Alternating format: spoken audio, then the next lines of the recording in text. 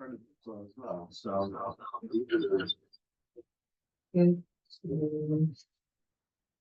which one to you got something?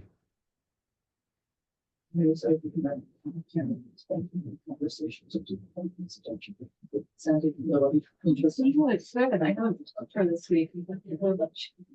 Yeah, I Is said it about always the case that you can only log on to town meeting? Monday. For Wi-Fi? I never get on the other ones. Town hall conference. There should be one called Brookline Guests. Yeah, I know, it kicks me off. Don't believe. It does, you do have to go in and like accept permission, like it should open a browser tab and be like, yeah, I promise not to. I don't know, it's secure or something. I would just say, okay.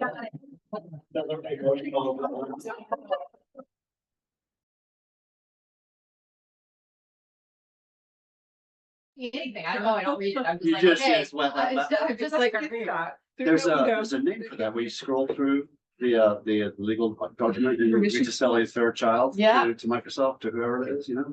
Like, say anything, be like, I agree to give you all my children, I don't know. Okay. I don't, Vikram said he's not going to be here. And Michael's gonna be 50 minutes late. That's Okay. you and me, sir. Okay, awesome. All right. Well, then, like, okay. Okie dokie. All right. So Rebecca, It works for the online situation, because we're also facing each other as opposed to facing the camera, but. I have everything. yeah. I don't know. There's no. I feel like when I log on, this would be better. Oh, Because really? otherwise it's like this. So far I know, And it's you really could barely complicated. see anybody. Yeah, to get a camera. If anybody logs on, we can View. Wow, Whatever. for Hugh. do like a survey. Life size. I wanted to change the view. Which normally is, there you go. Thank you. Just so we can see who's yeah. Okay, Rebecca is out today, so Eleanor here is joined us before, and apparently she liked you guys so much she wanted to come back, which is exciting. So thank you, Eleanor. But we don't have any minutes on tonight's agenda. We will do those next meeting. So yeah, I will hand it over to you then. Welcome, everyone, to the February 4th meeting of ZIAB. We have a couple of members of the public here. Does anyone want to make a public comment? Raise your hand if you do.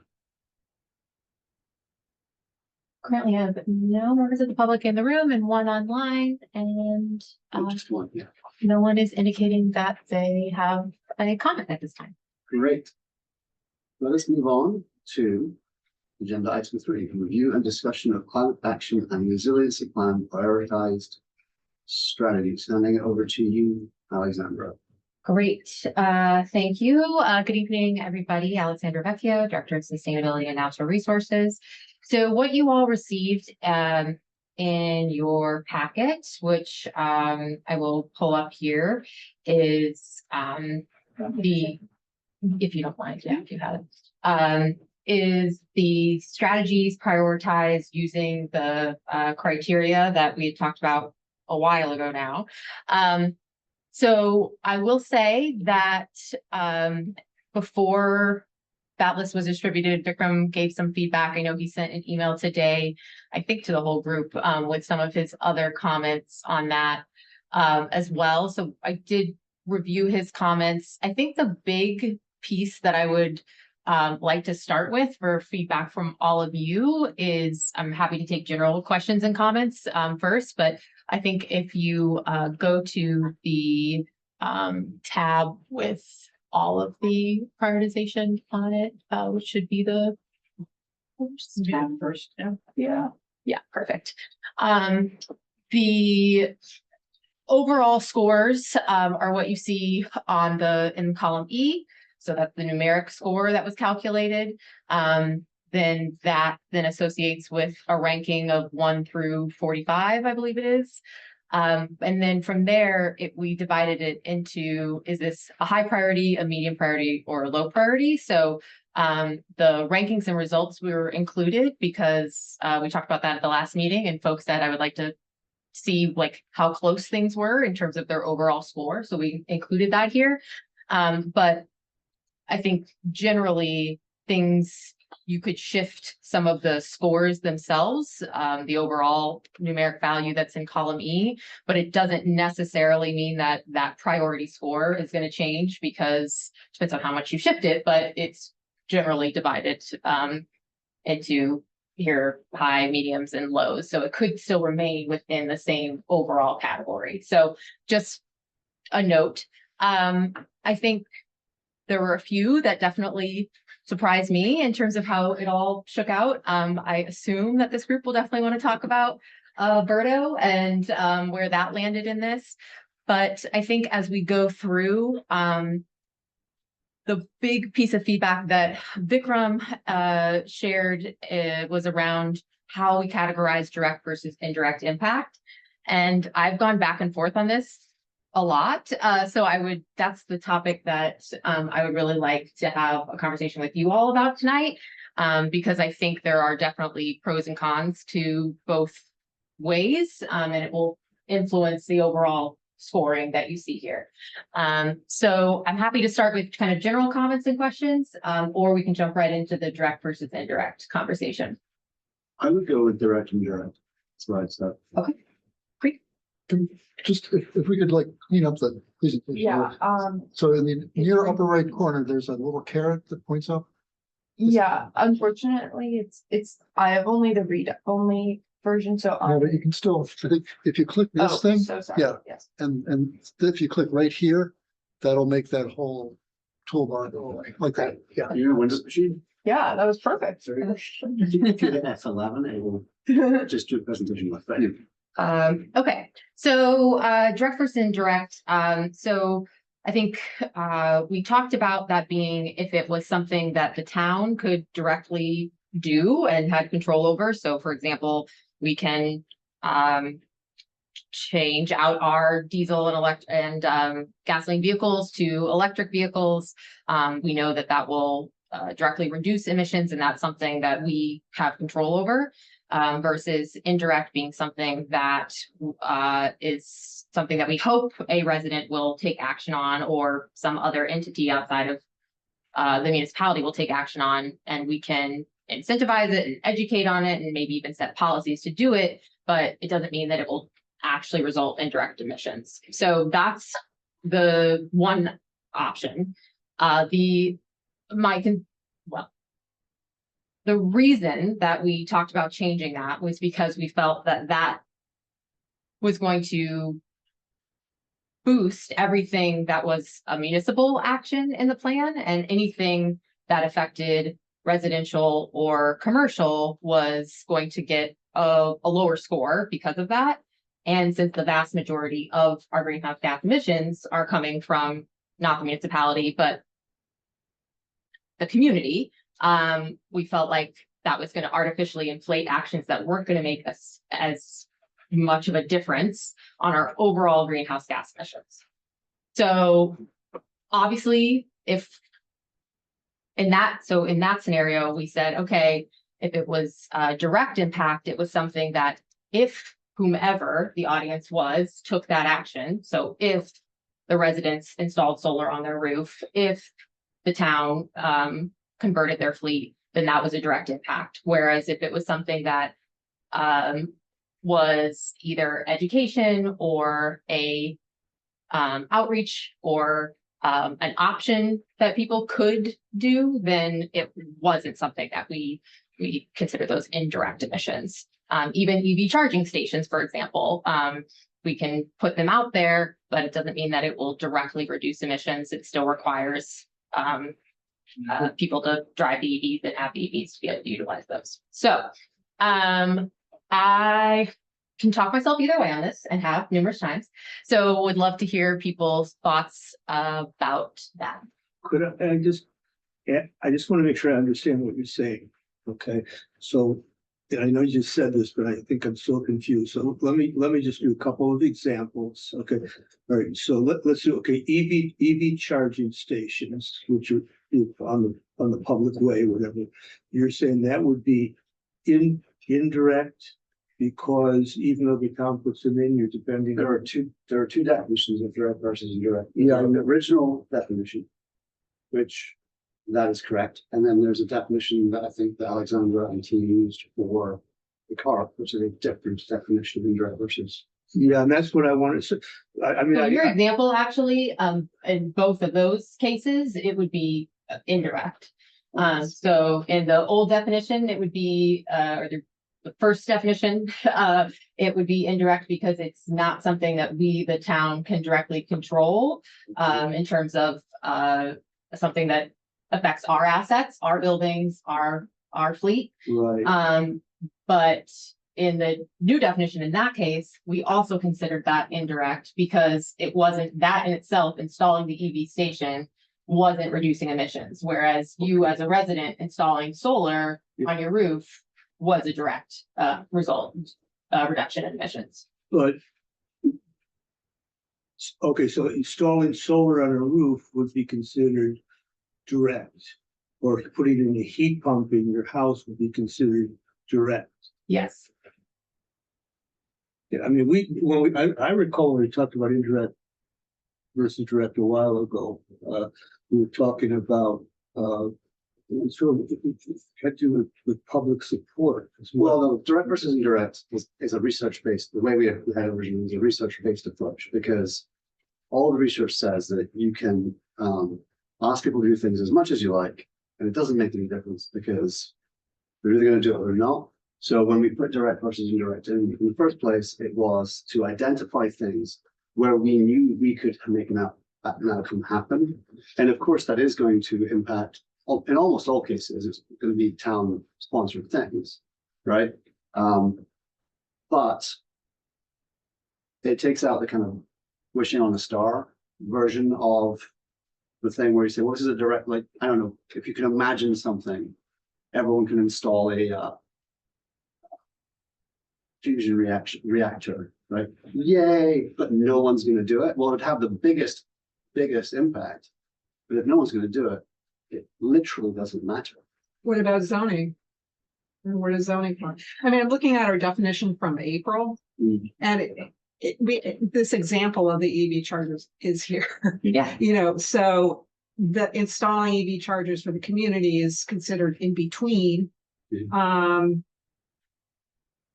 You know, direct is considered something that has a measurable impact on greenhouse, GHSP, the inventory is at a municipal building. So, I mean, there was like, you get a half score, you know, between the high and the low. Yeah, so As we had we conceded. just scored things as direct or indirect. We didn't do any sort of in-between scoring. So that's one piece, I will Okay. say. So what you see reflected here is just whether it got direct or indirect. And then the second piece that I'll say is, I think the biggest difference from that to how we applied it was basically, we didn't just look at greenhouse gas reductions from actions the town could take. We looked at it as actions that people would take as well. So, I mean, with some of the other categories, there were high, medium, and low, right? You didn't score it that way, though, for any of them, right? You just did high and low. No, we did high, medium, and low for everything. Other than this. But This is other the only than one. direct versus indirect. And then that's the only one that was either up or down. Do you have any sense of how much it would change the ranking to go with one versus the other? It would be significant. Yeah. Yeah. It would be significant. For example, Birdo, which right now is ranked as a low priority item, if I went in and flipped that from indirect to direct, which I also think could be a little bit of a question mark, but if you were to flip that, then that bumps that up into a priority too. I mean, so Birdos is an example of the zoning bylaw, Mhm. you know, so you're Seems direct. creating a legal requirement that people do it. Yeah, it seems. I mean, isn't that direct? It is direct. I think the question you're trying to ask is which definition we use. I think looking at individual things might be helpful to answer the question, Yeah. but it's more a question. I think I would suggest we stick with the original or remove it altogether, because the purpose of it was explicitly research-based, that people will not take action just because you ask them to do it. So therefore, those climate outcomes never materialize, and they have not historically materialized, and they will not in the future materialize. Just because they're good things to do does not mean people will do them. So the whole purpose of that was literally to say we should prioritize things where we as a town can definitely make an impact over things where we as a town where we're kind of hoping to make an impact, hoping that other people make an I impact. mean, zoning would be the things where if you're creating a legal requirement, you have to assume people will comply with the legal requirement, One would hope. right? So that would be, we're doing something and people are doing it. Kathleen's been asking. Yeah, I This is I part of need it, I but need I to want- zoom way out. Mm. So explain to me, you have factored in direct and indirect already. Mhm. And Vikram in his email said that he thinks it should be removed No, or discounted. no, I couldn't follow what. Yeah, so Vikram is saying we applied direct versus indirect as direct being anything that is impacting greenhouse gas emissions or increasing resiliency, and anything as indirect was something that it wouldn't directly do that. It wouldn't get to the source of either the emissions or the resiliency question. Vikram is saying, I don't think you should apply it that way. I think that you should look at it, as Nick was saying, of only if the town can make that change, either to their own assets or legally requiring someone, only then is it direct. So everything where we're trying to encourage, incentivize, Right. educate, Right. push people to do, all of that would be indirect. And only things you have real control over would be direct. Correct.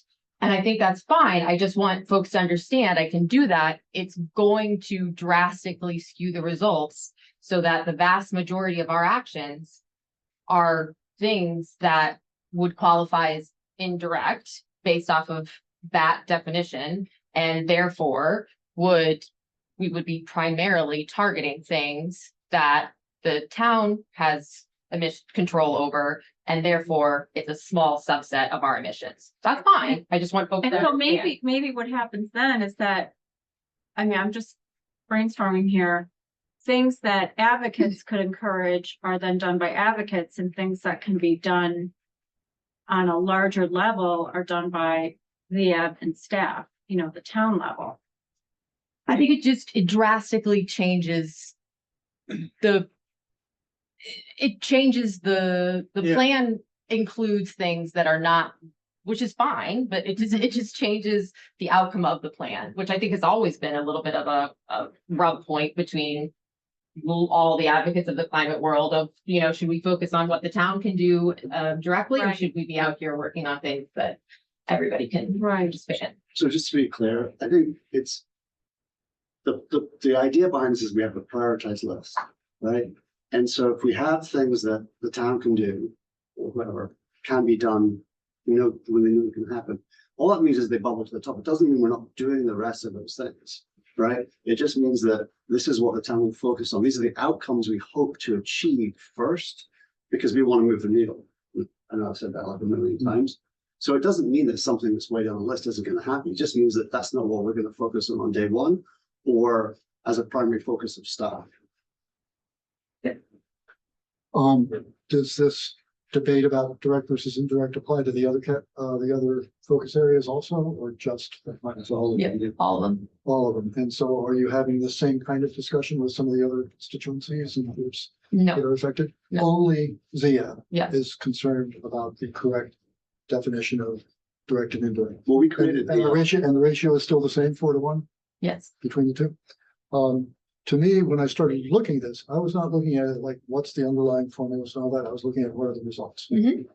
And I wonder if the results are in line with what we would want to say. I looked at them and thought, good, this process resulted in a prioritized sequence ranked list that with some discussion looks pretty good to me.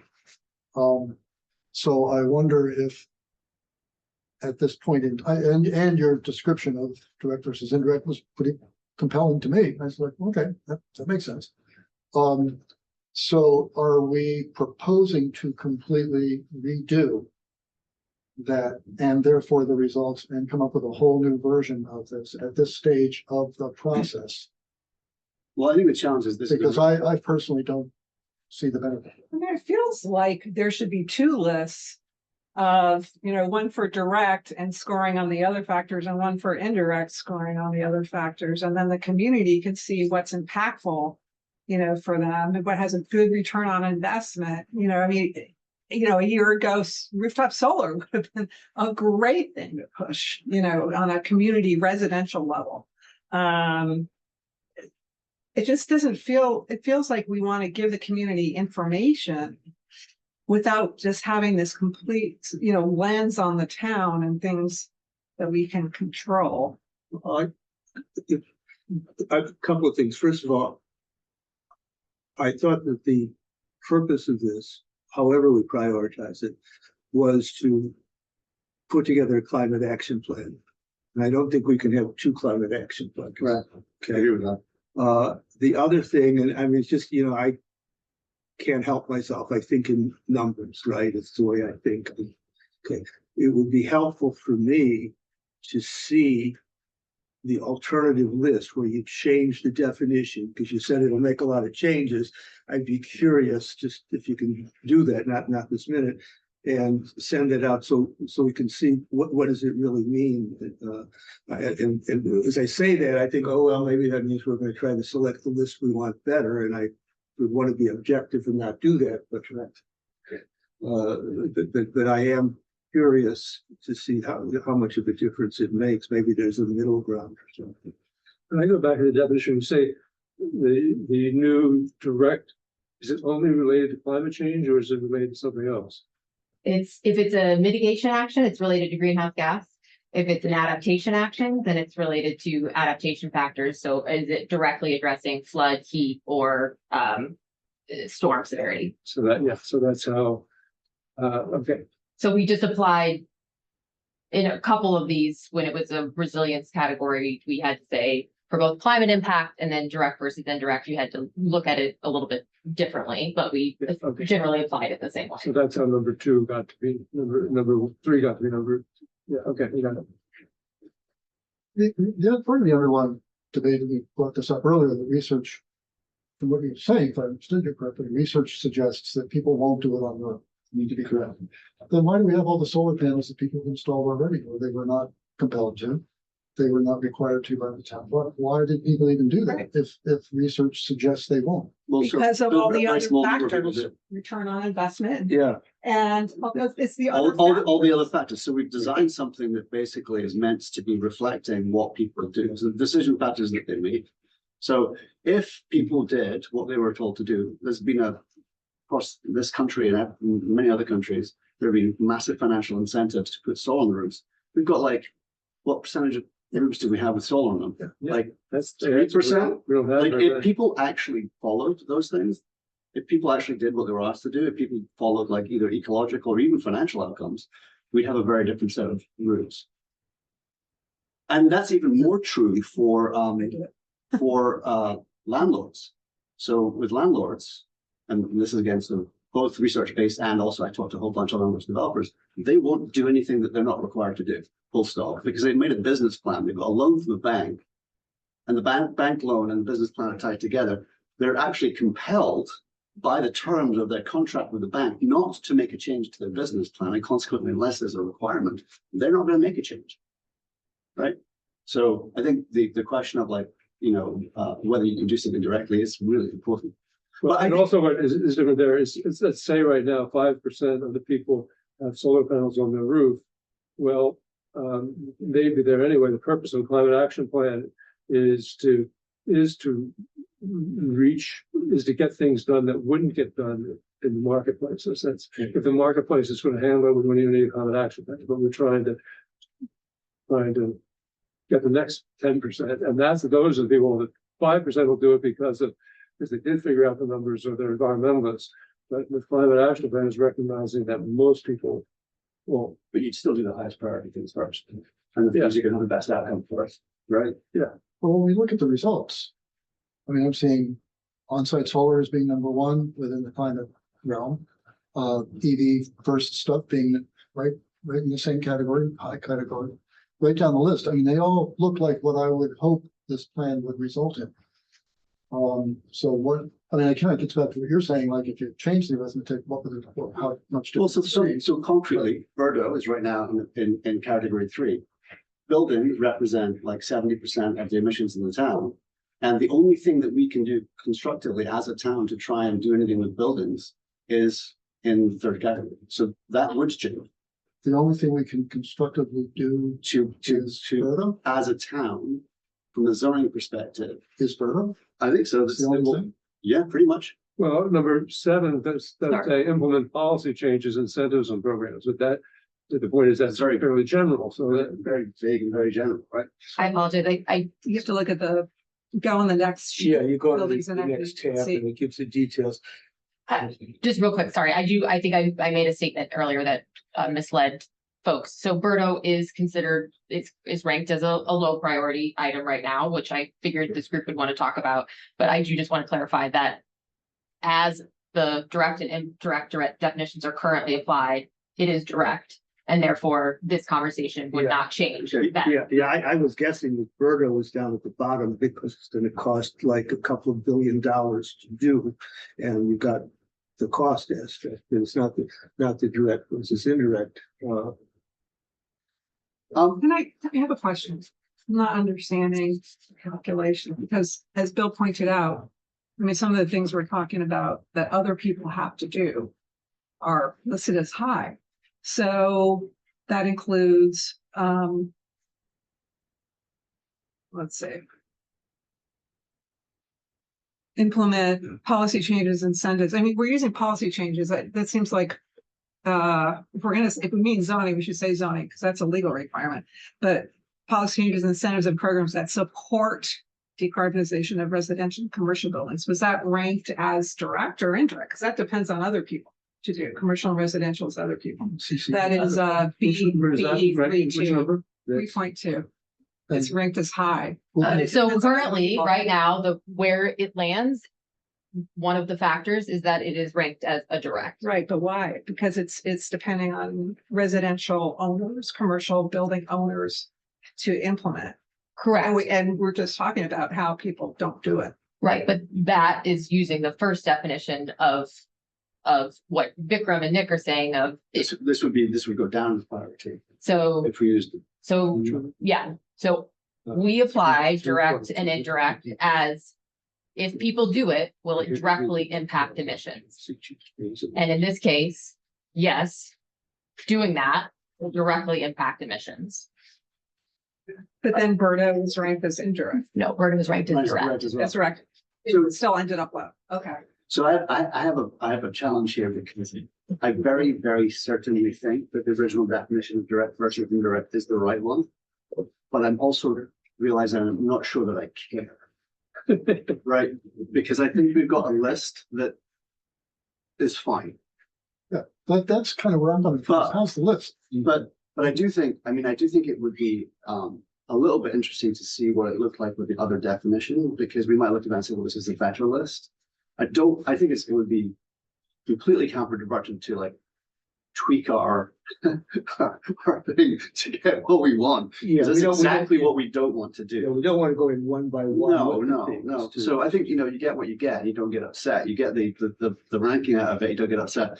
If there was a material difference in changing the ranking, then I think that I still think direct versus direct original definition is a much better one.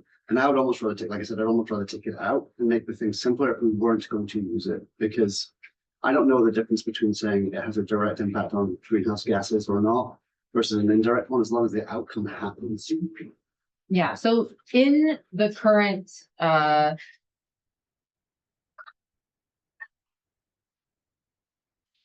trying to find a couple examples of indirect to try to like help illustrate, in the current definition, so. Which Of definition how, of indirect? sorry, Which definition of indirect? the one that was used to give you the list that you see in front of you. Which is if people did it.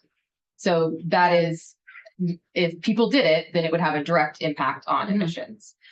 So increased accessibility to public EV charging, we've already talked about that one. That was considered indirect, but it would also be considered indirect under the previous definition as well. It'd be mid actually, right? Well, right, we did not do mid, so we did direct or indirect. Isn't expanding access to low cost renewable electricity, right? You're expanding the access. But you're not requiring people to do that. It's PE 6.2. Yep, so, 6.2, sorry. That's line item 10 on the front list. So that would drop down if we change back to the original. And it's something we want to do. I mean, Well, we want to do all of these things. That's not the basics. Right? okay. I think it would be helpful to talk about Birdo as a case study. In context of this discussion, indirect, direct. I Does think anybody else agree? I agree. However, I will note that the challenge would be that you can't talk about Birdo in the by itself, because if you change the ranking, everything would move. It's not just that Birdo would move by itself, it's all 47 items would move. And it would give you, you could be like, well, Birdo would only go up by 10%. It's like, yes, but if everything else went down by 70%, then that has a very big impact. So you can't. Well, I just meant to tease out how the rubric was applied, what the rationales were. Well, We just I understand. mean, formulaically, it was done before. You had some multipliers. I forget what we No, called them. I mean, on this topic of direct versus indirect. Well, we already said it's direct, right? And so the rationale was if people did it. Yes. Okay. Well, just in that case, the Birdo one, you said it was direct, which meant, and I forget what terms we use, multipliers and something else. But you had just direct and indirect. So you had, I don't know, a 1 and a 0 or a 1 and you multiply by a large number and a small number corresponding to direct and indirect. And if something's direct, it was the higher multiplier, correct? So if you use in your current thing, if you use the definition of indirect, it would have been an even lower score. If you use the definition of indirect, it was multiplied by 1. If you use the definition of direct, it was multiplied by 4. As a multiplier. Yeah, so in this case, you use a multiplier of 4 rather than a multiplier of 1, and it still came out near the bottom of the list. Except we have Birdo's. And the reason was cost? Yeah. Is that what really I'm sure it's a cost. brought it down? I mean, it certainly costs, but honestly, it was the other multipliers, the equity and town visibility. Those are the other two things that we considered multipliers for each of these, and it ranked low in both of those multiplier categories. Could before we get on to going into detail with this, could I ask a question about one of the other categories that you use?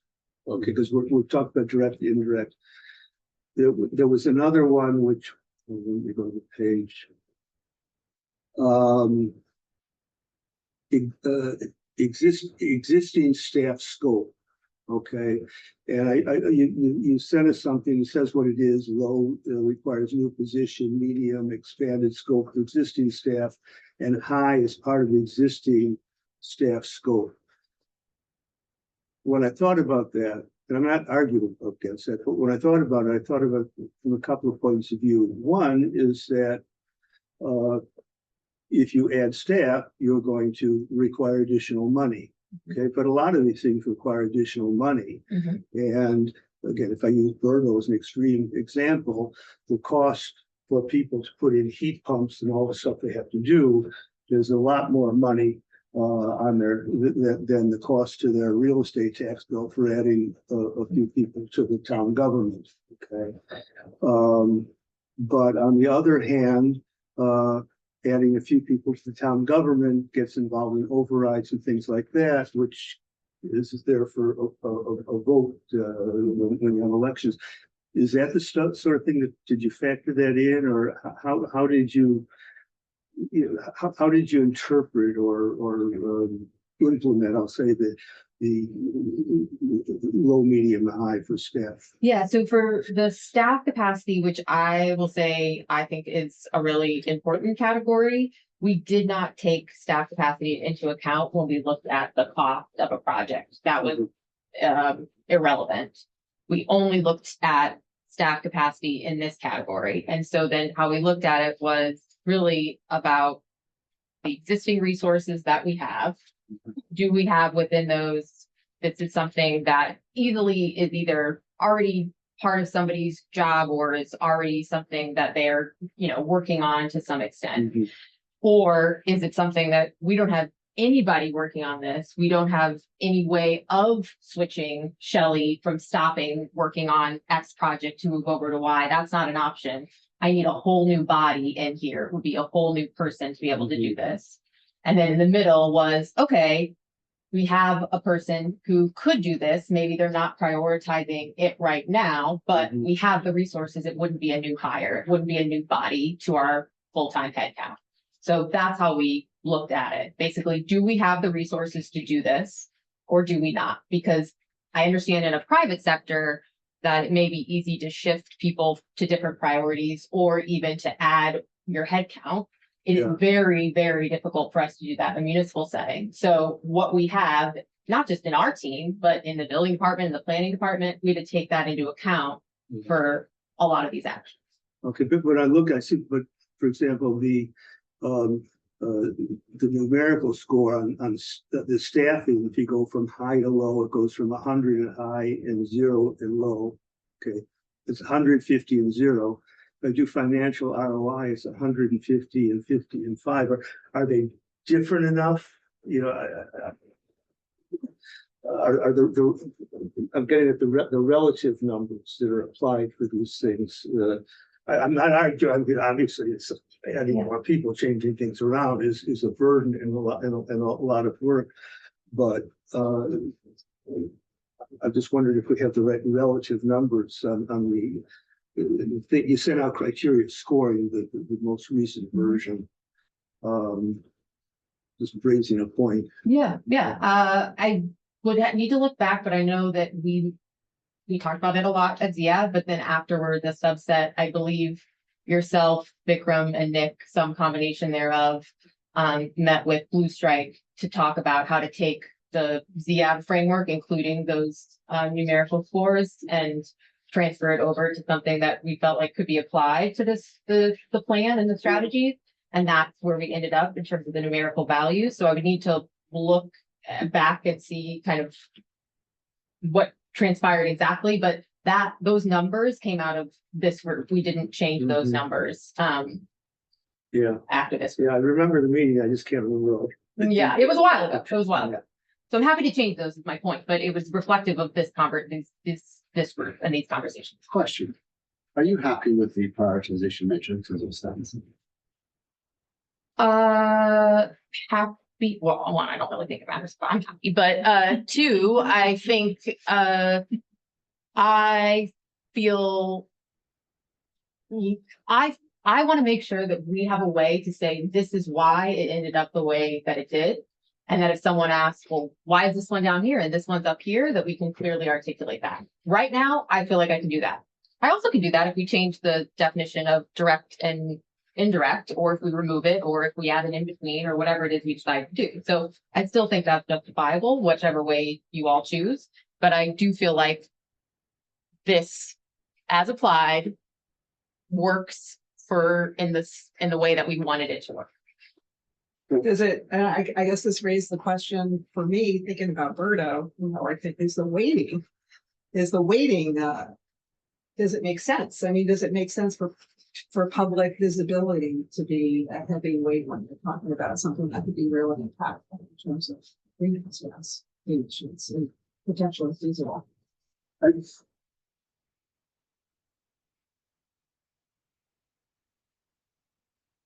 This is our initial look. We might go back and look at something like Berto and say, we feel that this is wrong, because just like it's our gut that it's wrong.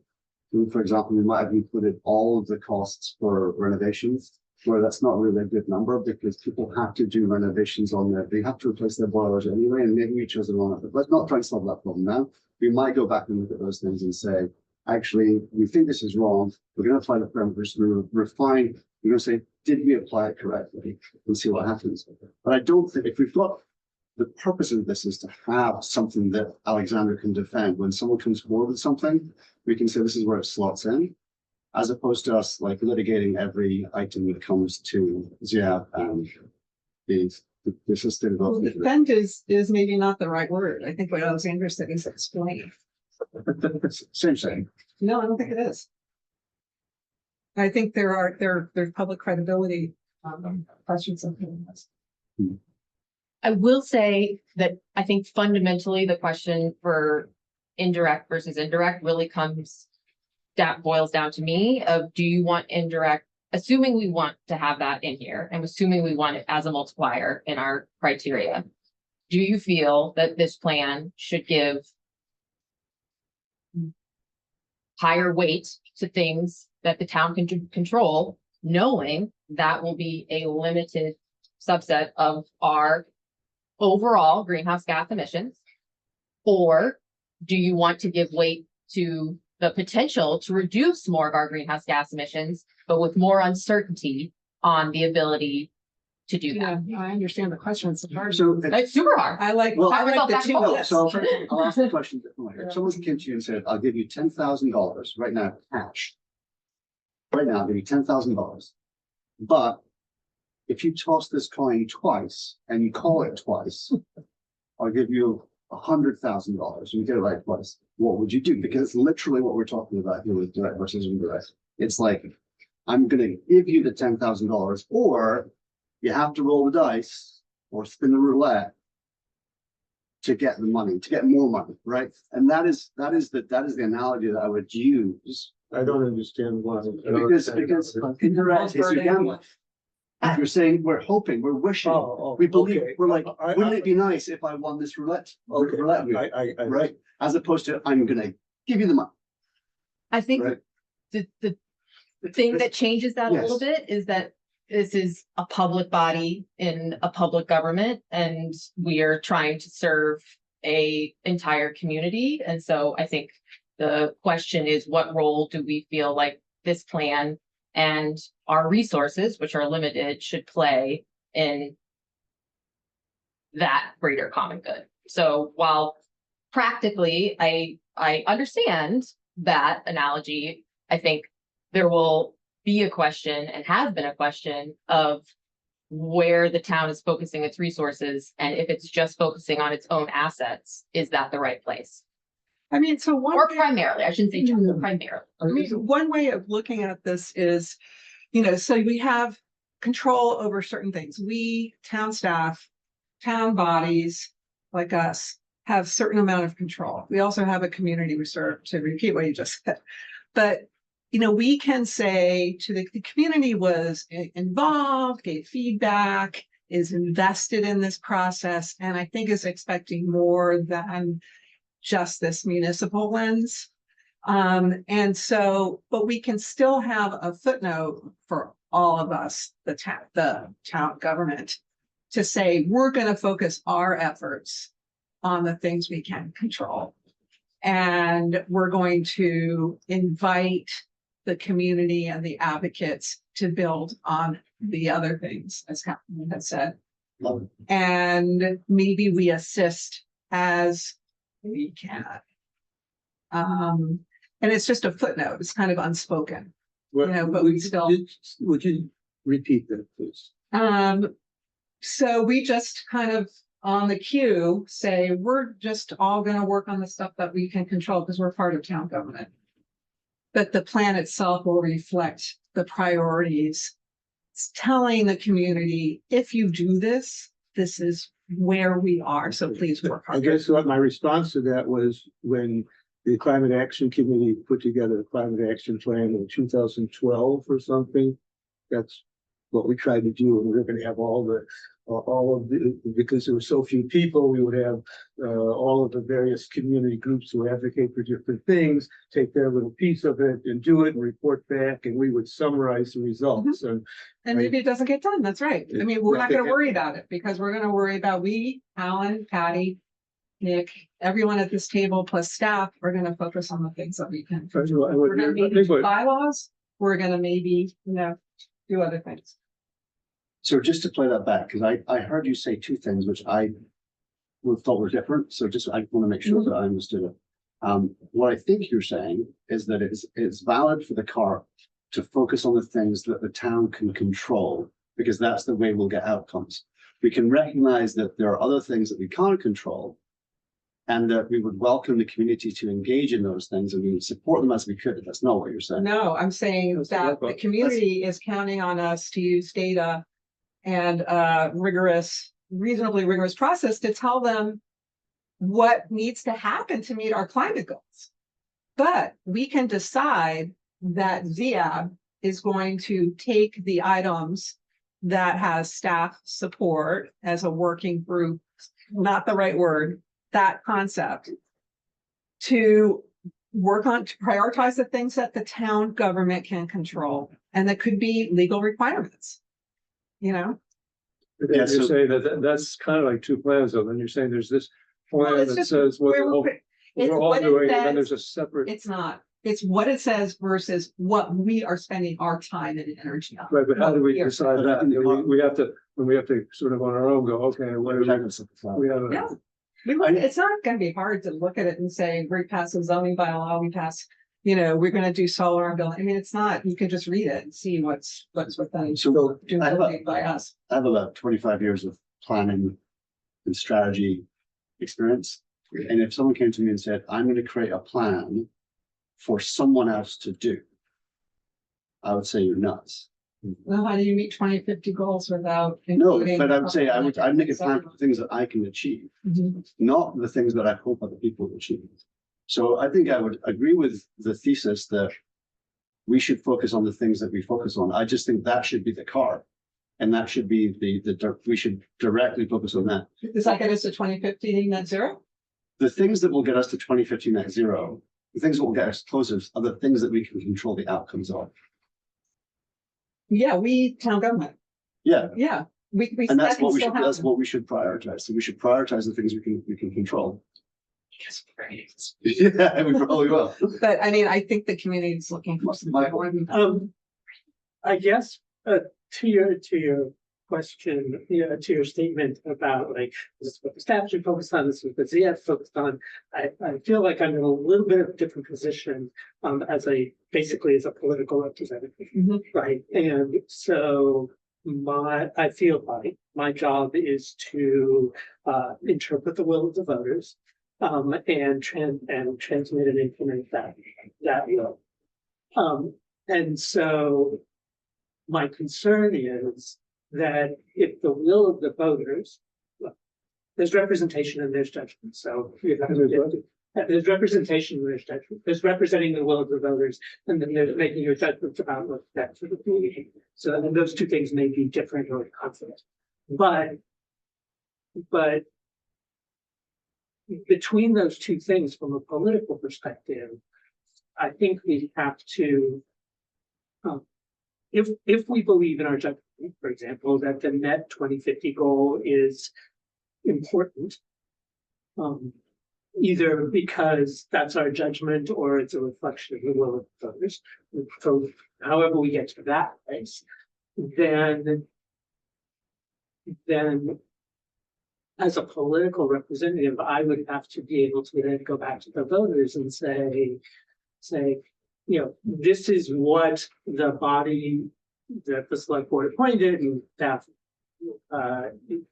this staff was hired and the budget was funded, etc. This is how we interpreted that goal. And I'm not sure limiting your scope only to doing what is possible is the best reflection of what voters actually want or are compelling us to do. Can I just rephrase that as I think people want leadership? They want to follow. So let's say what we need to do. What needs And to be say done, this is, yeah, what needs to be done. I think that's part of I think that I was looking at the plan and saying, here's what needs to happen in Brookline to meet our 2050 goal. And not just limited to, here are the things that we can control. You know, and I think that gets back to the directors, these are all the things. But I do think that, I think it's consistent with what you just said, that I think, it's I comprehensive. think also there's things that will change the culture, like social physics and getting people on board. You know, heat pumps have already, become so much more popular than they ever were 10 years ago. And you can't measure that. So, although there's things that we can have control over and measure, you don't know how much of an impact that could possibly have on other areas of the carbon. So that kind of education can help with other things that you're also trying to push along. And consistent with that is the town leading by example. If people see that the town can do its job True. with all EVs, well, maybe they're actually more practical than I thought. But as far as like looking to the town for leadership, that would be like on things on decarbonizing your home, like residents working group stuff, right? And if we didn't, and we didn't- and if- let's say that we just took that part out because it didn't, fit in our top priorities. That would be a huge chunk missing from the climate action plan, right? Like what community is not helping its residents do that? Like if we were just to say, well, we don't have enough control over what people are purchasing, so we're just going to drop that down. I'm just taking this as an extreme example. I think that would really be a miss. You say miss? Yes. It would be a huge miss. Yeah. Right. Lost opportunity. Lost I opportunity. wasn't sure if you said Right. mess. No, yeah, mess. Well, yeah. All the above. To me, So- it circles back to, I look at this list and to me it is a pretty, I wish some things were different, but I think it's a good list. I was paying attention to the color scheme, which is mostly right, but it looks like you didn't actually use conditional formatting, so the reason I'm saying that is just, for example, if you scan it looking only for sustainable transportation and mobility, it's green in some places and not green in others. So it's like line 18. So it just, it needs a little more. And just, that was just for you. Sorry, we didn't do it the right way. Not just you, No. you. But sorry, we missed that. But because we knew that you all wanted to focus on buildings and energy and sustainable transportation, but felt that you should see the full suite of everything. Otherwise, there would be giant gaps. Was the idea that, oh, I'm sorry, go ahead. I just want to go back to Nick's question of 15 minutes or so ago, which is, are you happy with this? Because to me, there's another issue here, which is that this, no matter whether we talk about this being sort of the municipal plan or the community plan, or we can talk about all that we want, but that you all are, as staff, it seems to me, are going to be driven by this. So it's not just what you think the system is one that you can explain. That is it's something that you're willing to work on. You're happy to work on the next 5 years, because in a way, the rest of the community, they don't matter, but they're people, if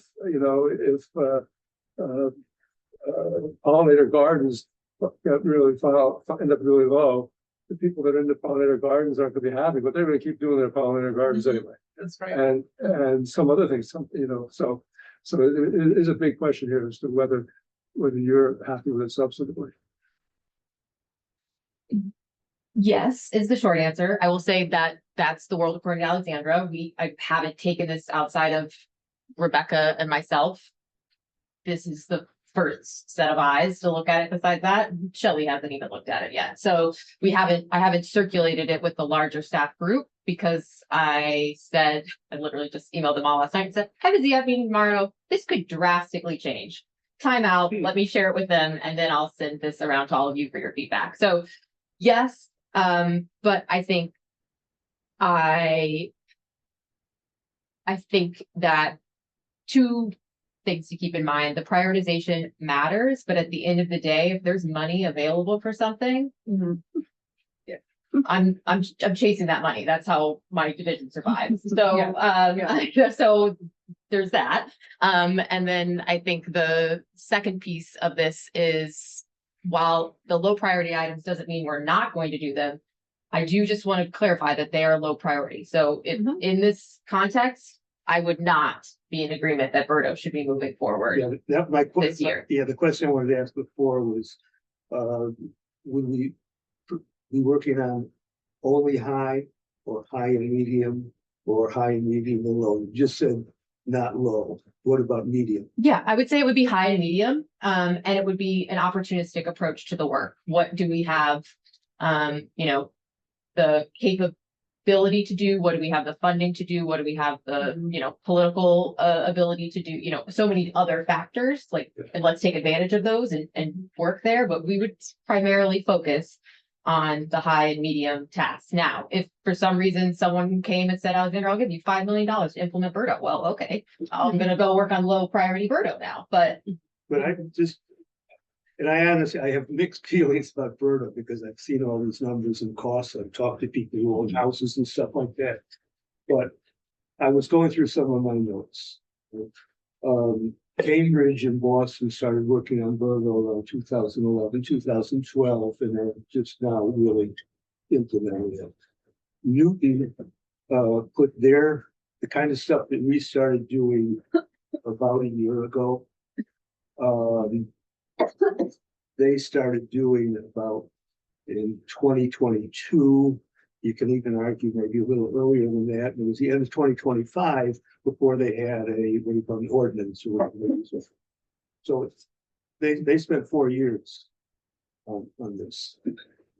If we went by the rankings we had here, and Berta were down in low, so it doesn't get attention, would there still be some way that we could have some collaborative effort between the ZAB and maybe a ZAB subcommittee or something, and some members of town staff to try to learn more and put a case together for this? I'll give you just an example. What's involved in decarbonizing buildings? Well, the town building department is looking into that for the town buildings. They've got a lot of people who know a lot of stuff. Could we, even though it's low, have a committee that would include 1 or 2 people from town staff as committee members to work with us? So before you go down that path, number 7, BE agreed to implement policy change incentives and programs for the decarbonization of residential and commercial buildings is like a Birdo light. Just to be clear. Which one? The 7th item. Seventh ranking? Yeah. 7th ranking. So Yeah. So that's kind of like Birdo light. So there is an argument here to be made that actually we have something that's going to address this partially. It's going to look at some questions around this. It's going to put zoning in place. Yeah. It's already highly prioritized. It's in the same category generally. So you might, I would. Oh, say- you're on line 7. Line 7. Okay, it's priority 5. Okay, I see. Yeah. Okay. So maybe there's more than an answer to the question, which is Well, like, I agree, and I can prove it because I already have my notes that I put on my computer before I came here.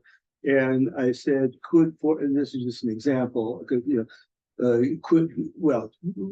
than get in detail, yes, I agree with that. There are things you could add.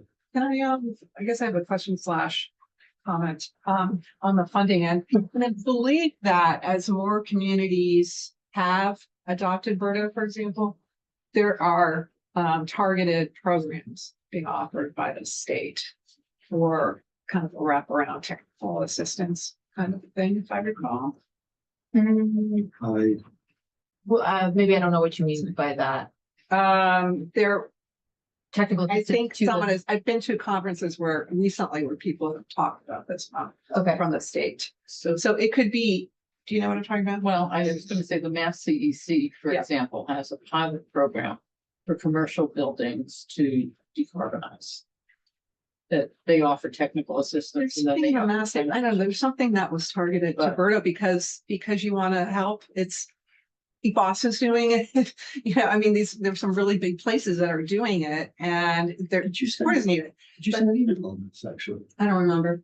But anyway, so I mean, I would think that the thinking needs to be fluid too, because it's not only sustainability that could get grants, it's also assistance that could materialize for the community Yes. from the state. Yeah. And so just on that note, I noticed, I was kind of curious about the prominent place at the top of the EV policy for for the town. 'Cause it's not like a big impact kind of an item, but what I've decided in my brain is it's way up there because it satisfies the climate leaders funding Mm, requirements and opens up that whole slew of money Well, So just as a reminder, That you're was my looking at, assumption. yeah, it's a good point, Patty. So I asked Eleanor to pull this up. Just as a reminder, you're seeing the strategies. That's what's in column E that's prioritized in that list. So, you know, Nick just referenced 3.2, implement policy changes, incentives, and programs that support the decarbonization of residential and commercial buildings.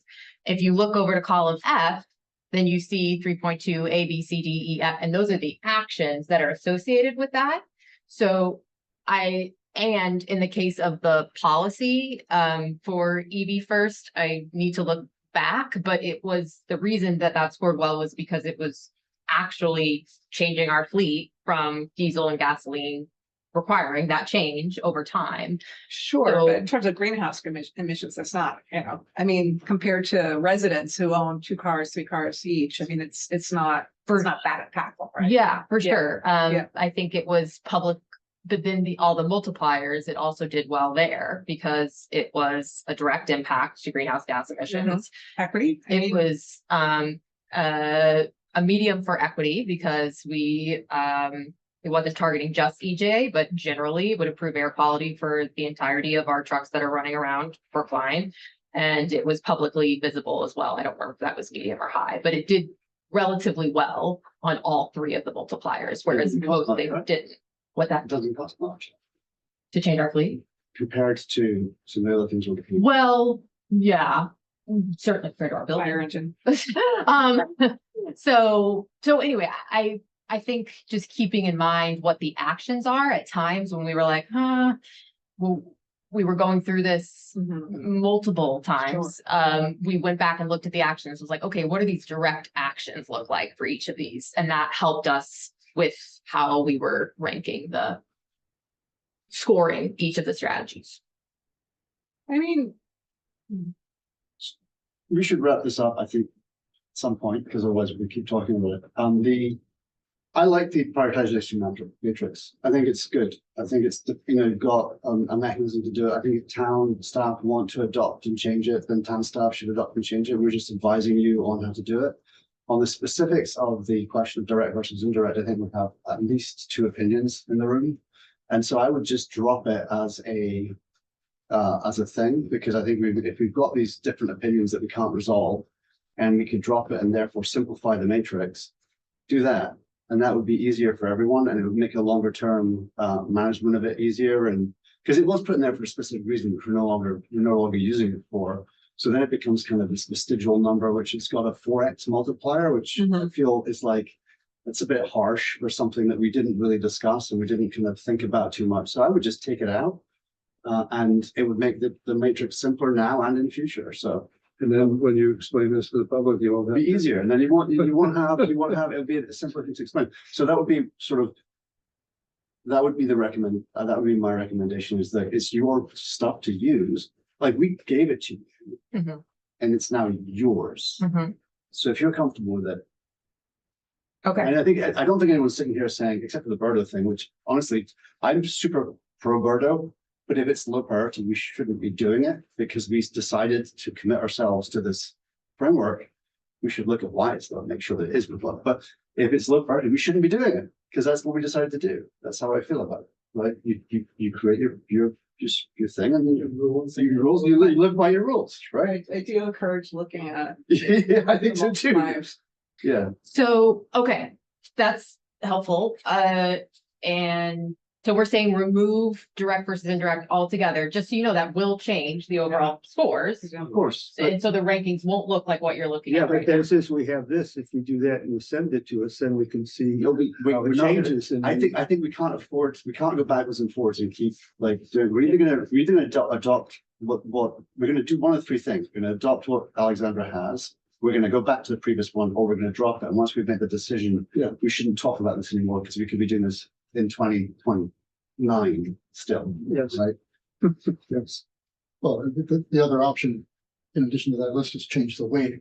I'm not necessarily suggesting that, but 4 to 1 is pretty significant. I think then we're going back to basics, and we can look at every weighting, and at that. Yeah, it's just, you mentioned there were only 3 possibilities. I was adding. Okay, there are, because we've got a 5-dimensional matrix, there are actually 2 to the 5 possibilities at least. But you know, when I look Some at the of them like list, threes, the not low twos. priority items, except maybe Berto, makes sense to me. I think they should be low. Hmm.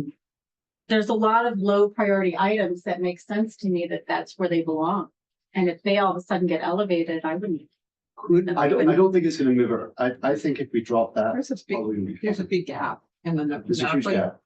Nick, do you think Yeah. maybe at our next meeting, we could talk about, you talked about moving some of the Berto things up in there, other making it a Berto light. In other words, just changing the details of the actions that are on that, what's it, DE 3.2.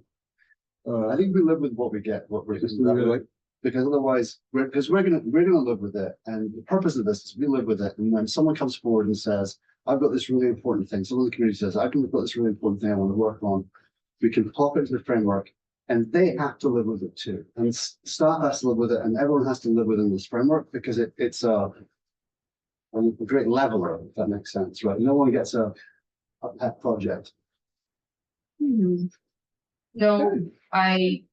on my live workbook, not this, I got rid of direct versus indirect. And it does change things.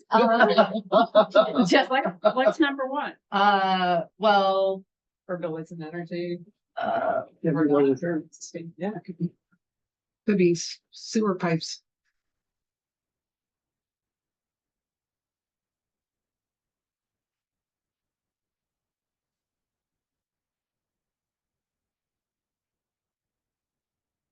You want to share your screen or do you want to look at it and share it at the next meeting, maybe after you've had We'd a like chance? to share. if I'm more if I share my screen, we're gonna go down a rabbit hole, but it looks like the highest one then is still remains expand and incentivize on-site solar. Mhm. But I will say that the goal of implementing the decarbonization roadmap drops to low priority, which is, But don't you have to do that to satisfy the state to get grants? yeah. Yes, it is. Ignore that. So that, How did you end up, what the other question I had just on the matrix itself?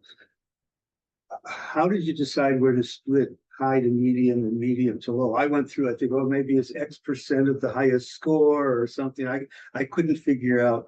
And there's different numbers of, there's, I think 8 or 9 high and there's 17 medium or something. How did that come about? That's a great question that honestly, I don't know where Blue Stripe, I think it was based off of here's the range of scores. And then we did, if this is the highest and lowest number of scores, then these scores would define the range as being high. These scores would be define the range as being medium, and these would define the range as being low. But I would need to double check that with Blue Stripe for the defined ranges, how they actually got those defined ranges. Because the lowest score is 265, which compared to the highest 12.84, 265 is pretty close to 0. And I looked at it and just a 0 to the highest one. I couldn't figure out why it was divided up that way. If you could find out. yeah, it's a little weird because the highest medium and the lowest high are only 100 points apart. Whereas and the next one up, that highest one is 1,000 points up. So it's a little weird. That's a basic question. Question from the public. How do we answer? Does this get us to net zero? Does this plan get us to net zero Mhm. 2050? Yes, this plan isn't a plan to 2050, but it puts us on the trajectory for us to continue to be able to reach net zero by 2050. Okay, but that assumes that even the low priority items are implemented. Okay. That's the other thing. That's the really important part is this is like, it's a list and you go down the list. And if you find something you can't do for some reason, whatever reason, staff, Mhm. money, you skip over it and you go to the next one, right? So, Okay, so I just want to make it super duper sure. Everyone is in agreement that we are getting rid of direct versus indirect entirely as a multiplier. We all feel okay about that I number? heard Nick state that very strongly for his own perspective. I also heard him say that in the end, if I hear that right, it's up to you. I think 1,000,000% it's up to you because making this I'm okay decision by with that. committee is like I'm okay with that. mental. I don't know if We I'm shouldn't be okay, but doing I'm it. okay with that. Okay. Yeah, I'm okay with that. I support whatever, I really mean this. I support whatever decision you make. You've been living this so thoroughly. Yeah. And. Okay, so nice. well, Okay. You collective.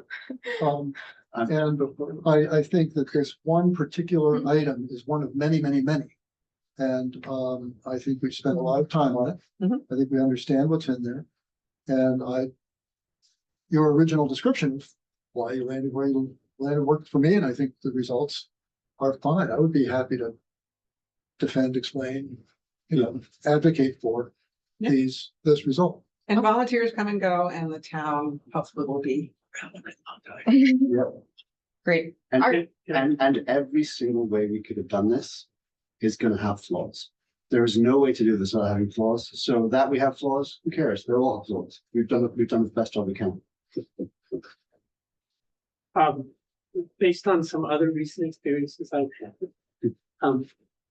One of the things that you are collectively doing is that you are creating decision framework and you are ordering your actions against that decision framework. And the choice to order your actions in that way is a strong choice, but it is also, it is also a choice, and it's also a political choice, because one of the things that you will have to continually explain and defend is exactly that choice. You made a framework. This is how the things define the framework, and so our actions are based on those decisions, because a lot of people don't think that way. They don't work that way. They identify, the pollinator garden is a perfect example, right? It's like, I'm in the pollinator garden. Gives people joy. That's wonderful. That's right. But there are all sorts of ways where I'm just saying that as you move through, that needs to be sort of front and center in your explanation of the CARP and your explanation of the priorities, because that's a really important part of this. And just on that point, is it true to say that staff would be the people, as the people who execute the CARP, are the people who have to take most ownership around that framework? Or do you think all of us do?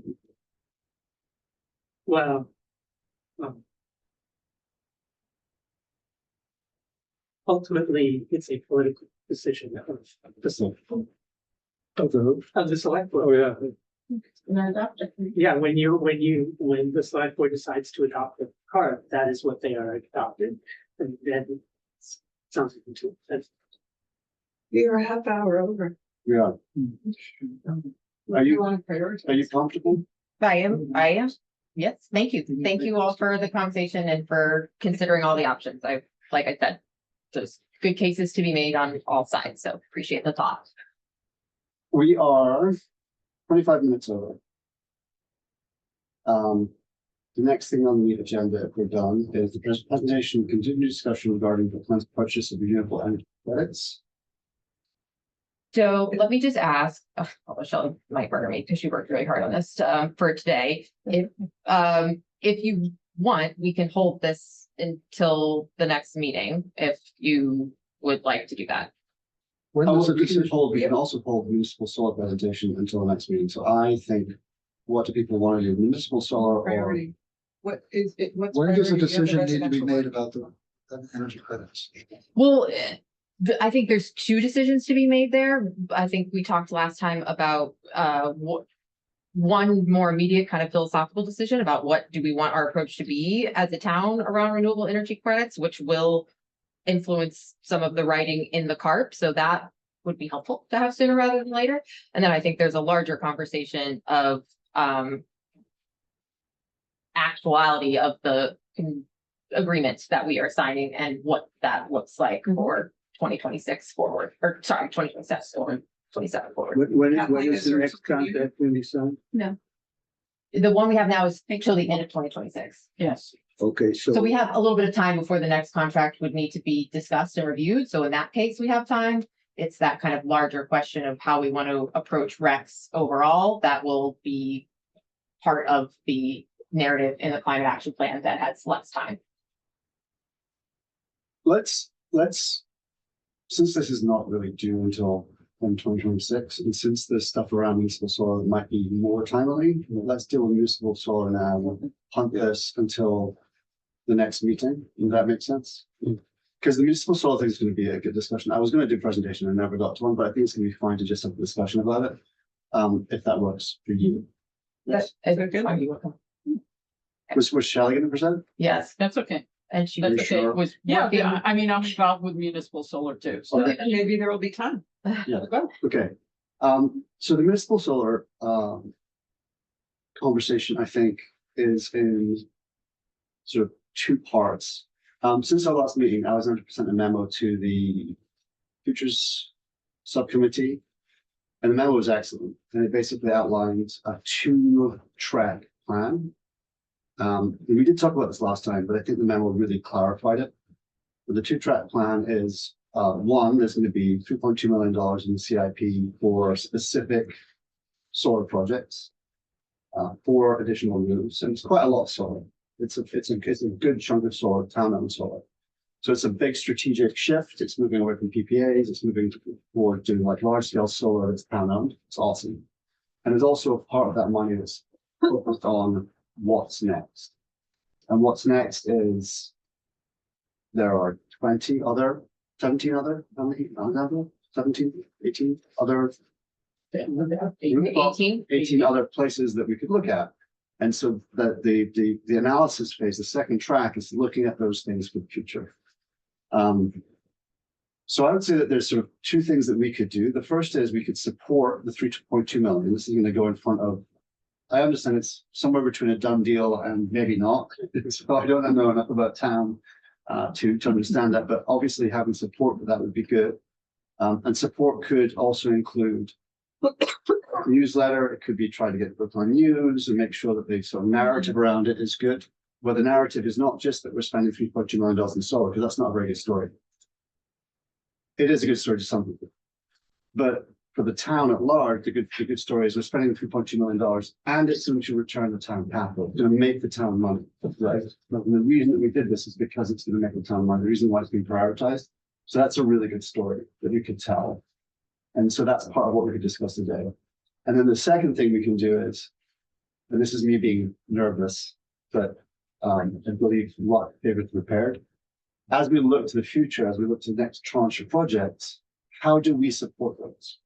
One of the reasons that we're doing for rooftops first is that they're politically neutral. They're not, no one's going to complain about putting solar panels on a roof. There are the remaining 18 sites have political considerations, they have practical considerations, there's more friction involved.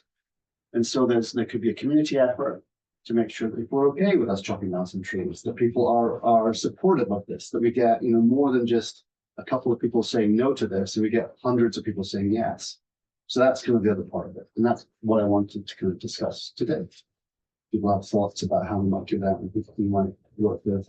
Well, I guess my thought about the second part about getting people on board for stuff in the future. I think what we need to do is put together the case for that. And if you can use the example, I don't know if you were being serious or not, but if there's an example of where some trees have to come down. Okay, and then say, okay, trees come down, here's what that does to greenhouse gases and to whatever. We put this other thing in and here's what that does. And my guess would be that solar panels do more than a small number of trees, but maybe I'm wrong. They do more I than a think, large number of trees, actually. Yeah, but How did that's not, that meeting go with the MBTA? Did that happen yet with the trees? Yes, it did. It happened yesterday. Yeah, I just TPT, did- they didn't take a vote last night. Oh. They're kicking it to next week, as a joint vote with, the Commission on Disability, but there's already under NDL chapter 87, there's already written comments in opposition, so it's going, no matter how the tree planting committee votes, it will go to the select board. But I guess my point was, you know, like the Boy Scouts, be prepared. Yes. I think it's hard to respond to the question, which is a good question, without more information. I don't know if your memo, Alexandra, has more information. Where are the points of friction? Which part of the town are we talking about? You know, because there are strategies that could be very specific to particular neighborhoods. You have some of the. And I think that, I think it's really good to be thinking about this now. I think about it all the way through, but I don't think we can worry about it now. That right now, it's right to do the first 5 on rooftops. And the more important thing right now is, as you said, to publicize that, get people interested in it, get people knowing that that's a really good thing. And then when we're ready to have the next step, you don't start with the one that has trees next to the 3 people that are on the tree planting committee. You start with one that doesn't have any trees, you know, and you leave you do it slowly, you leave the hard ones. It depends. It's up to we know. Well, it depends. When you develop a So we strategy. have- Walks and We have stories, so we do know that megaplex. yeah, I know you do. I don't. Oh, we. But I guess what I would say we is can share, we can share. I don't know, you necessarily start with the easiest one and leave the hardest one, but you do the first canopy you do a canopy where you don't have to cut down trees. You know, you get people used to seeing the canopy. You can't just say to people, oh, go to the Newton Library and look at canopies.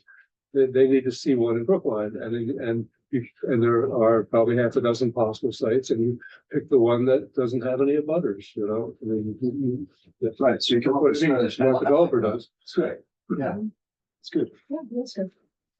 We do have a list of things, so what I'm hearing here is we have to come up with a strategy for that, and that we also have to have like the list of complaints or whatever it is, like if the problem, the impediments that we think that might exist.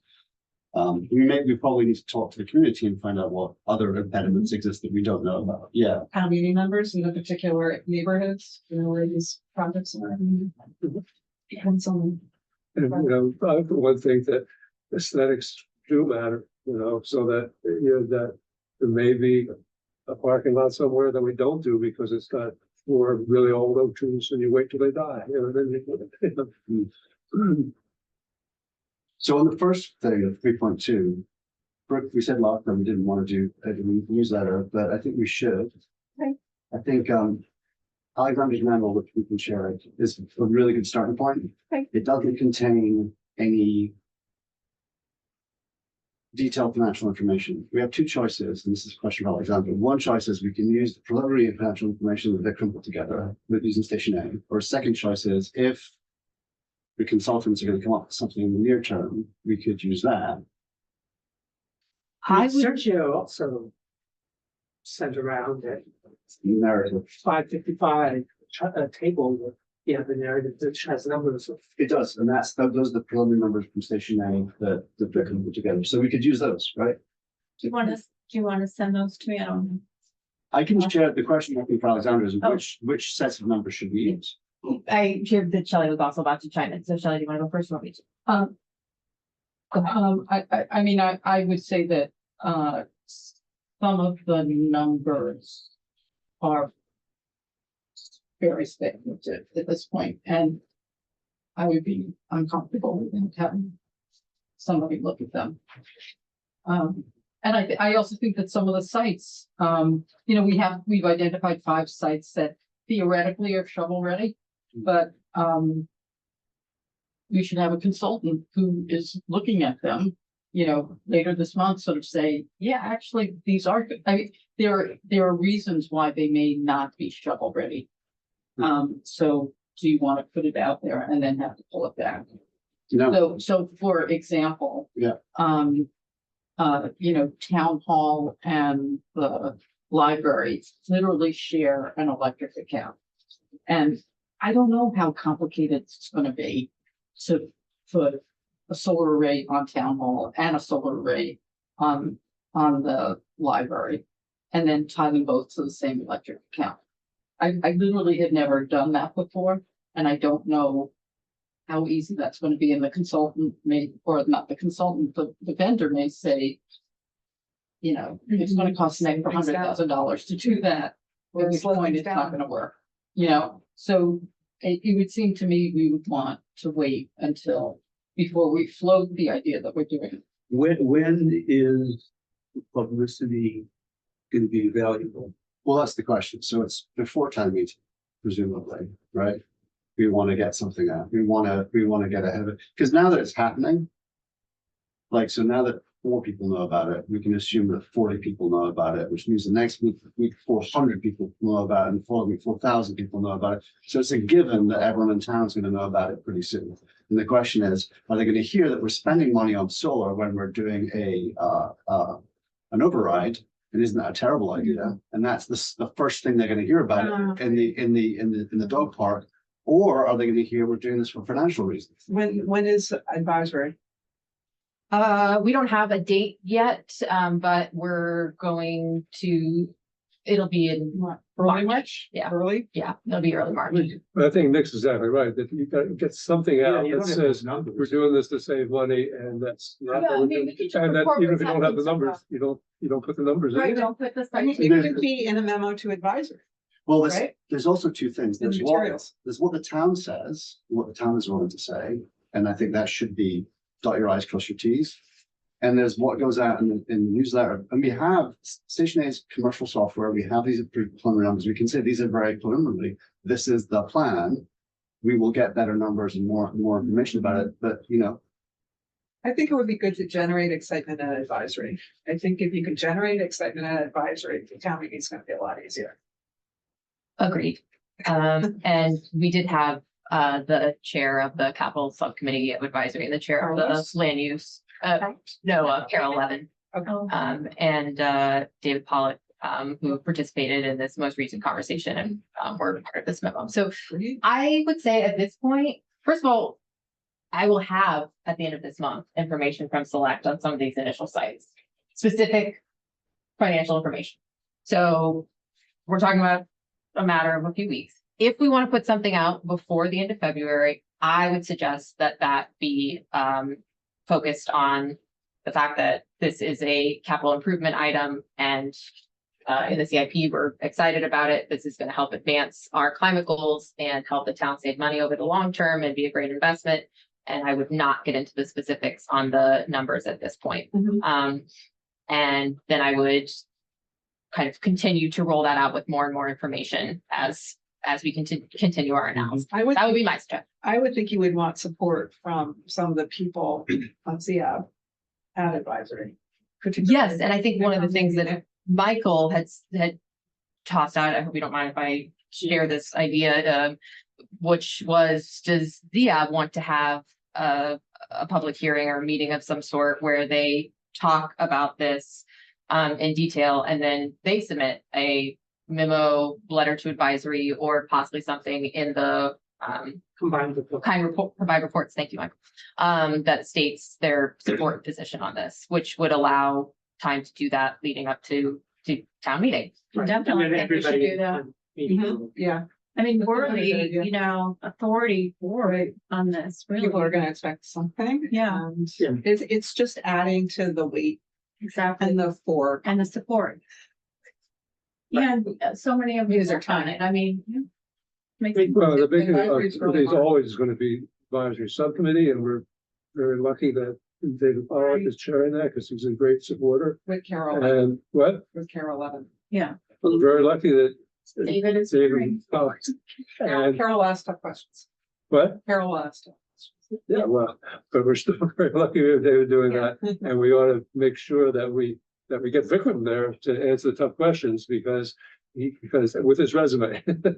And some of the rest of us too, but I mean, again, Yeah. the real thing Vikram is to should be be at able. that meeting, I think. I agree. Carol. I think we're fine with the staff being able to answer those questions. I feel very confident about the information that we have and the knowledge that we have, so I'm not so worried about that. I'm And not- I you also know. feel like we actually have a pretty good, Yeah. have had some pretty good conversations with Carol and Mhm. David Good. offline as Glad well. to So hear I'm that. actually Okay. feeling quite good about all of that. Okay, it was really just the excitement factor. Yeah, I do. to bring to And I it. like the idea, I think of the suggestion that there be some sort of public meeting discussion here and then something that moves forward Mhm. for advisory and town meeting to be able to see in their packet, I think will be extremely helpful. And in the next month, even, I mean, you could do it in baby steps too, you know, you make the first press release, I mean, there is a press person that's a facility, right, that says, you know, we figured out a way to do both of these things, save the world and make money for the town.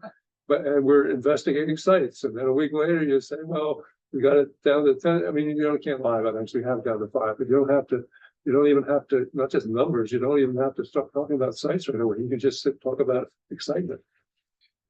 I think this is a good plan. So we could do a short-term, near-term, thing without the specific financials for this town. There's gonna be something for advisory, which makes a lot of sense, and we'll get some numbers from the vendor by the end of the month. But the thing that we send out for ZIA in the near term, I do think we need to say something about finances. But what we can do is we could actually refer to peer towns and their success stories. And we can say, you know, Brookline is taking these steps, peer towns have had successes, we're trying to capture the ITC. We can make these statements, which are safe statements that are based upon real financial returns without necessarily committing the town to being specific. How do we, the members who haven't been part of this effort and conversations, get up to speed? Because, you know, we could get asked also. I by was going to neighbors send and something friends. out before the speed, but I forgot to, so Yeah, I will we do it. should after the all meeting. have a 2-minute, like, Yeah. elevator speech. I would think Alexandra's memo. Well, the Alexander's got a memo and Sergio's got a memo. And so between that, there's probably 2 or 3 things that we Okay. look at that would be useful.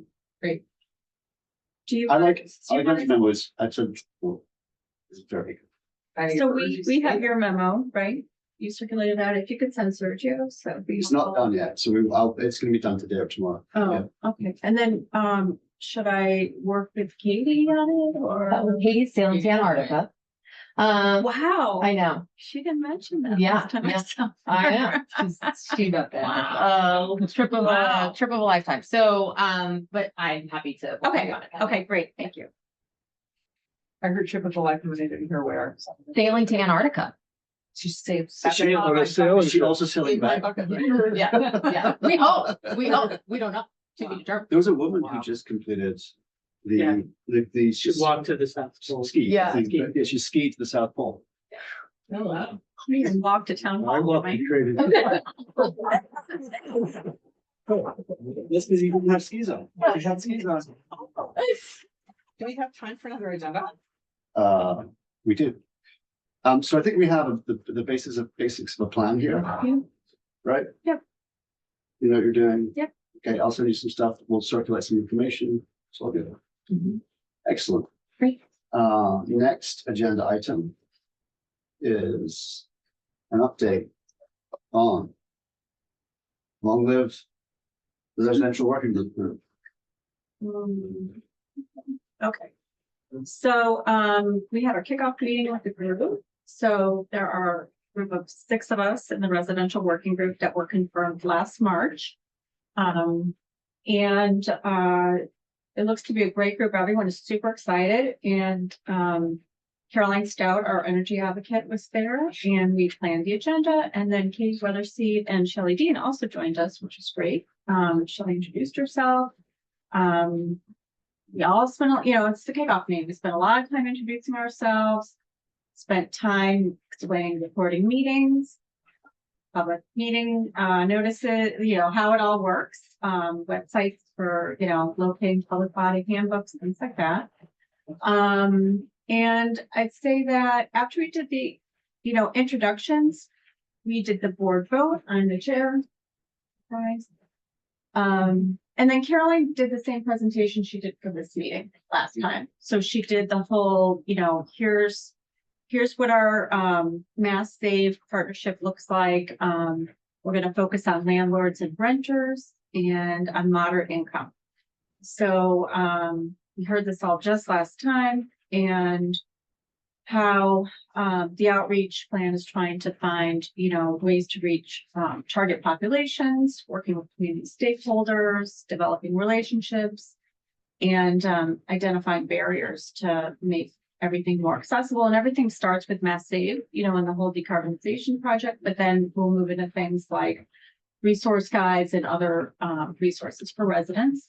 And then I spent part of the meeting reviewing of what the past Electrify Brookline campaign work was. So don't forget, these are residents who have been working on climate issues, but not necessarily involved with the town or formal advocacy groups. We had explained. How did you identify these 6 people a year ago? We did like an outreach with like a blurb in all the PTO newsletters and then in all the, you know, things like, Facebook groups, you know, for public, schools, things like that. We did, the newsletter, you know, typical outreach. And then we got a lot of, you know, interest and then we narrowed it down. I presented it to this group. We had criteria as well. And we had criteria in that we wanted people to have specific roles within the group instead of being from an advocacy group. So we said, okay, we really want to get some writers involved. We want people who are working in home contracting, things like that. Marketing. Marketing. And you got new people by and large? Yes, Not the same new old- and a somewhat diverse group. So that was the goal. I think someone came to the meeting, one of the people who came up, I don't know, reached out to me and said, how can I be involved in the app? And I was Yeah. like, Right. And then you, talk to Kathleen. yeah. That's a big part of it too. Yeah, so getting new people involved was really good, getting new voices and perspectives. A lot of them are no kids or young kids or, you know, it's not just, and then, you know, and then they have different, you know, some people are involved in climate work as for a day job, some are not, some, you know, they're you know, they're more marketplace focused. So good data analytics person. So yeah, that's great.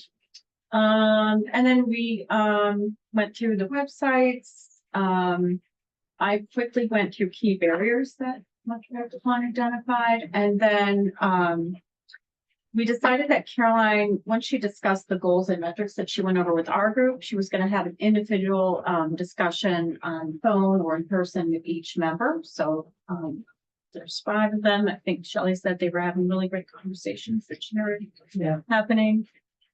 So that work is happening, and then we have our next meeting March 3rd.